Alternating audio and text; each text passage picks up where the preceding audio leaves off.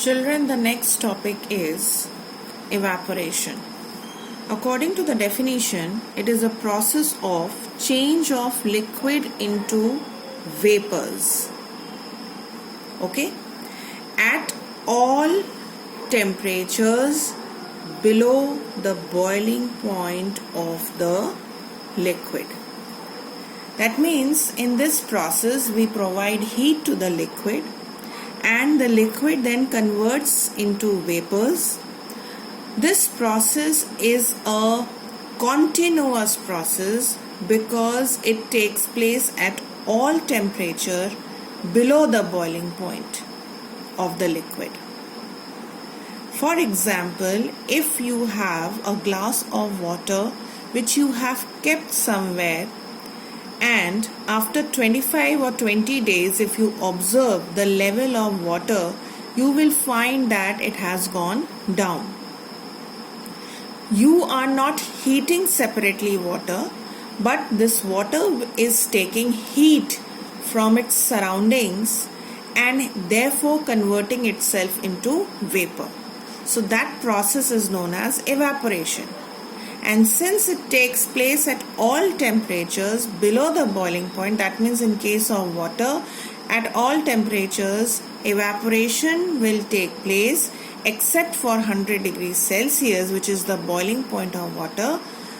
So that is why it is called a continuous process. So you have in this figure a beaker which is filled with some liquid, and these dots are the molecules. Now in every liquid there are certain molecules which are on its surface and rest of the molecules are below the surface. So these molecules which interact not only with the external surrounding but also with the molecules that are below it. And since these molecules are in random motion and continuously they collide with each other, so what happens? The exchange of energy takes place with every molecule. Surface molecules, basically I mean to say the surface molecules, when they collide with their neighboring molecules, they exchange energy. And in that process what happens? The energy the surface molecule extract energy basically from the molecules which are below the surface. In this way their kinetic energy increases. As soon as their kinetic energy increases, they get sufficient energy to escape from the surface of the liquid. And this leads to evaporation. Now since these surface molecules are extracting energy from the molecules that are below the surface, so what happens? The average kinetic energy of these molecules, of the rest of the molecules, decrease. And therefore this process causes cooling. Evaporation causes cooling. So there are certain number of points that need to be jotted down. So I have mentioned here certain points, children, and which I have told you just now, that all the molecules are in random motion, whether it is the surface molecules or the molecules that are below the surface, and therefore collision with the neighboring molecules take place.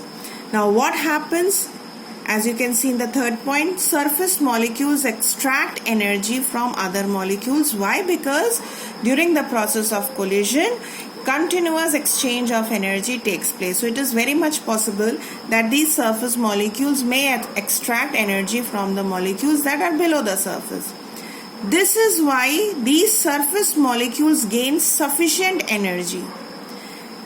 Which molecules will gain sufficient energy? Definitely the surface molecules.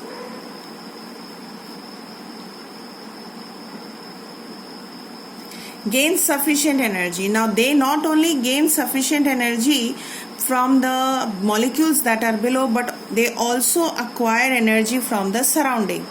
Okay, because they are in direct contact with the external surrounding.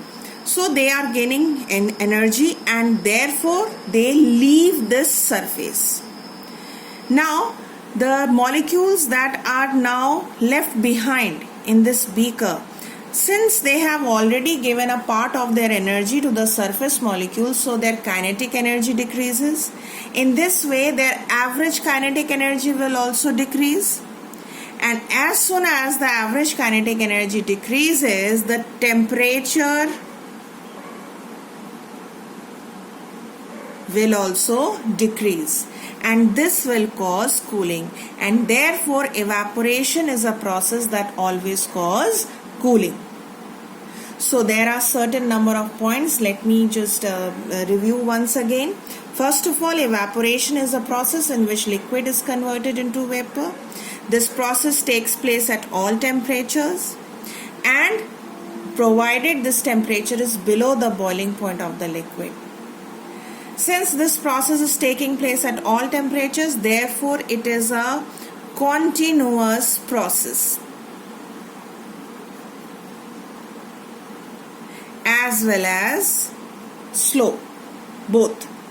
And at the same time, this process causes cooling. So that was all about evaporation, and now next move on to boiling. So this is the definition of boiling. Boiling is also called vaporization, right? So it is a process in which a liquid is converted into gas. Now here comes the difference between boiling and evaporation. Evaporation process converts liquids into vapors, but here it is converted into gas. Second point of difference is that this boiling process takes place at a fixed temperature. Here the evaporation process takes place at all temperatures. Third point of difference. And what is that fixed temperature known as? That fixed temperature is the boiling point of that liquid. Okay, and here it is, this process evaporation is taking place at any temperature below the boiling point. So these are some of the major differences between evaporation and boiling. Secondly, after this, now boiling is a process in which we provide external heat. Okay, if you want to boil a beaker which is filled with water, you will have to provide external heat. The water will not boil by taking simply heat from the surroundings or from the molecules that are there within the liquid. You have to provide external heat, right? So that is why this process is a violent and vigorous process. On the other hand, the evaporation process used to be a slow process. Okay, this is another point of difference. Evaporation causes cooling because here what happens, the average temperature of the molecules that are left behind in the liquid is lesser than the previous value.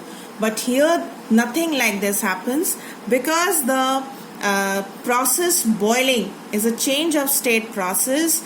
It is taking place at a fixed temperature, so there is no change in average kinetic energy of the molecules. And why is this so? Just because temperature is constant during this process. Okay, so these are some of the very important points of differences between boiling and evaporation. So boiling takes place at a fixed temperature, so there is nothing like a rate of boiling or anything, but yes, rate of evaporation depends upon a number of factors. Rate of evaporation means the process of evaporation, how quick it can be done or how slow it is, and what are the reasons behind it. First of all, rate of evaporation depends upon the temperature. Whose temperature? Temperature of surrounding. The greater the temperature of the surrounding, the faster will be the process. And that is why clothes dry up easily in summer than during winter or rainy season. Second point of difference the second point on which the rate of evaporation depends is that the surface area of the object. The greater the surface area of the object, the faster is the process. That is why wet clothes are, when you hang them somewhere, it needs to be spread out properly so that the process of evaporation is faster. Third is definitely the speed of wind. If it is a windy day, then the rate of evaporation will be faster, otherwise it will be slower. And finally, humidity. Humidity is the amount of water vapor that is contained in the atmosphere. The greater the humidity, the lesser will be the speed of evaporation process, and vice versa.